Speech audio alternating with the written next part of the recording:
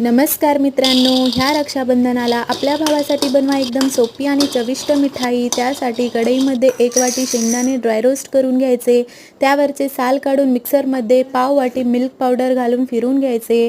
मग पुन्हा एका कढईमध्ये 2 चमचे तूप घालून 1 वाटी गव्हाचे पीठ घालायचे।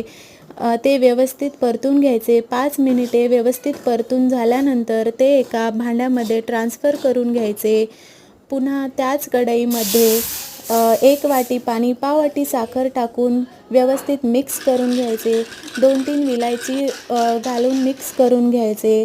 ते मिश्रण एक तार येईपर्यंत गरम करायचे। मग आपले मिश्रण त्यामध्ये टाकून द्यायचे।